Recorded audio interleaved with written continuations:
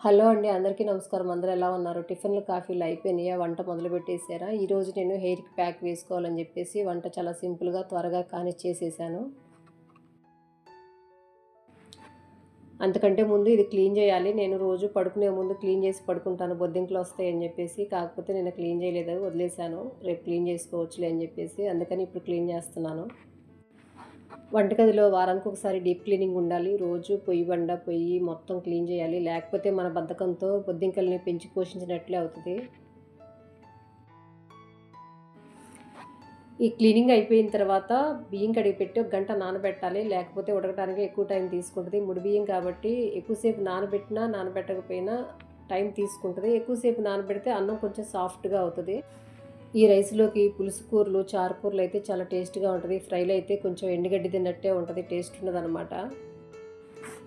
ఈరోజు మా కర్రీ బెండకాయ ఇగురు. అందుకోసం బెండకాయలు, టమాటాలు, ఉల్లిపాయలు మొత్తం కడిగేసి శుభ్రంగా కట్ చేసుకుంటున్నాను. మా వాళ్ళు పులుసు తినరు. పులుసు పెడదాం అనుకున్నాను. అందుకని చెప్పేసి ఇక టమాటాలేసేసి ఇగురులాగా చేస్తున్నాను.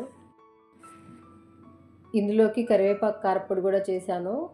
రోజు నేను జావలు కాస్తాను కదా! జావ పిండి అయిపోయింది. రేపు పొద్దున్న టిఫిన్ కోసం అని చెప్పేసి పప్పులు నానబెట్టాను. ఇక అందులోకి ఎలాగో ఉంటదని చెప్పేసి కరివేపాకు కారప్పొడి చేశాను. ఆ కారప్పొడి చేసి కూడా చాలా రోజులవుతుందండి. అందుకే చేశాను. ఈ రోజుకైతే ఇవే. బెండకాయలు ఆయిల్‌లో వేయంగాల్నే కొంచెం జిగురుగా వచ్చేసి అయి ఉడకటానికి కొంచెం టైం పడుతదనమాట. ఇక అప్పుడు కొంచెం పెరుగు గాని, లేదా నిమ్మరసం గాని తాలింపులో వేస్తే ఆ జిగురంతా అంటుకుపోయి ముక్కలు పొడి పొడిగా వస్తాయి. నేను నిమ్మరసం పిండాను. ఇవి మగ్గిపోయిన తర్వాత టమోటాలు ఇవి కూడా మగ్గిపోయిన తర్వాత ఉప్పు, కారం, ధనియాల పొడి, పసుపు కూడా వేసేసి మొత్తం కలియబెట్టేసి ఫైనల్‌గా కొత్తిమీరేసి ఇక పొయ్యి ఆఫ్ చేశాను.